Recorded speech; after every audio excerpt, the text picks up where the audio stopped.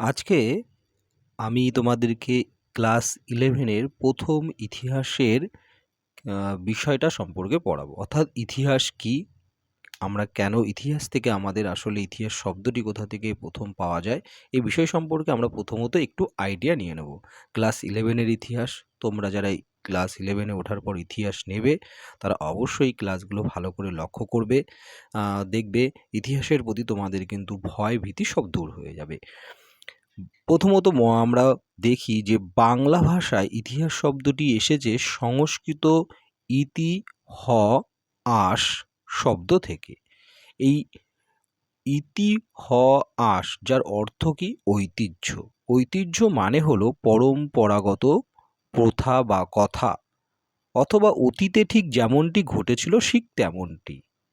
Doctor Ranbir Chakraborty তার ভারত ইতিহাসের আদি পর্ব প্রথম খণ্ডে লিখেছেন যে ইতিহাস শব্দটি কিন্তু ইংরেজি হিস্ট্রির নিছক অনুবাদ নয়। ইতিহাস শব্দটি সুপ্রাচীন, সম্ভবত অথর্ববেদের শব্দটি আমাদের প্রথম নজরে আসে।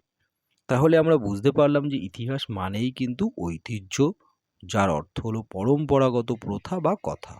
আর এই ইতিহাস শব্দটি কিন্তু অনেক সুপ্রাচীন, যার কিন্তু আমরা যার অর্থাৎ এই শব্দটি প্রথম আমাদের নজরে আসে কিন্তু অথর্ব বেদে।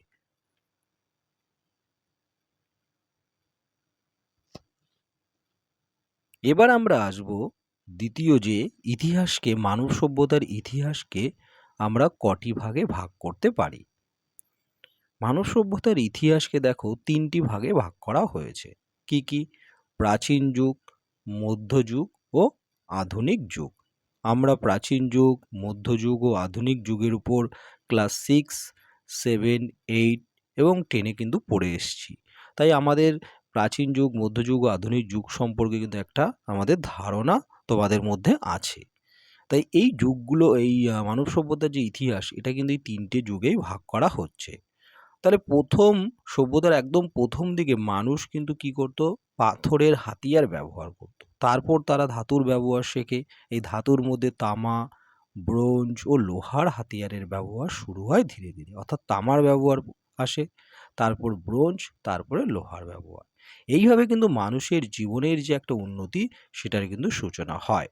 অর্থাৎ প্রথম দিকে কিন্তু মানুষ পাথরের হাতিয়ারই ব্যবহার করত। যখন মানুষ গুহায় থাকতো, বনে জঙ্গলে ঘুরে বেড়াতো, তখন কিন্তু তারা পাথরের হাতিয়ারকেই তারা কিন্তু বন্য পশু মারার কাজে, নিজেদের রক্ষার কাজে কিন্তু ব্যবহার করত। পরবর্তীতে তারা যখন বসবাস শুরু করে, তখন কিন্তু আস্তে আস্তে তারা কিন্তু ধাতুর ব্যবহার শুরু করে। আর ধাতুর মধ্যে প্রথম এই ব্রোঞ্জ, তামা, ব্রোঞ্জ ও লোহার ব্যবহার শুরু হয় ধীরে ধীরে, এবং মানুষ উন্নতির দিকে এগিয়ে যেতে শুরু করে।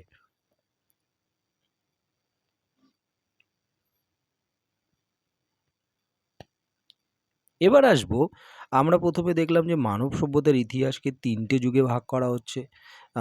দেখলাম।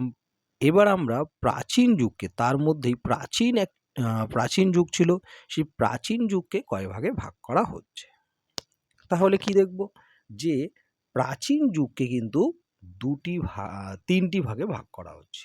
এক হচ্ছে প্রাকৈতিহাসিক বা প্রাগৈতিহাসিক যুগ, 2 নাম্বার হচ্ছে প্রায়ৈতিহাসিক যুগ, 3 হচ্ছে ঐতিহাসিক যুগ।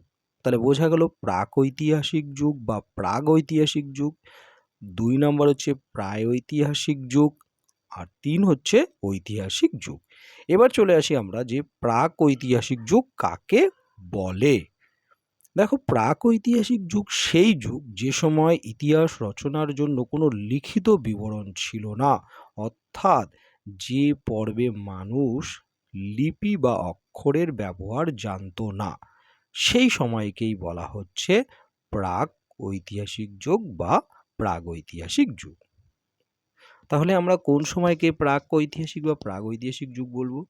যে সময় মানুষ কিন্তু কোনো লিখিত বিবরণ ছিল না, যেই সময়ের, আর যেই সময়ের মানুষ কোনো কিছুই লিখতে জানতো না বা অক্ষরের ব্যবহারই তারা জানতো না, সেই সময়কেই আমরা বলবো প্রাক ঐতিহাসিক যুগ। পরীক্ষায় তোমাদের কিন্তু এই জায়গা থেকে তোমাদের প্রথমবার 11 এর পরীক্ষা কিন্তু এমসিকিউ হবে। এখান থেকে অবশ্যই তোমরা প্রশ্ন পাবে। ভালো করে তোমরা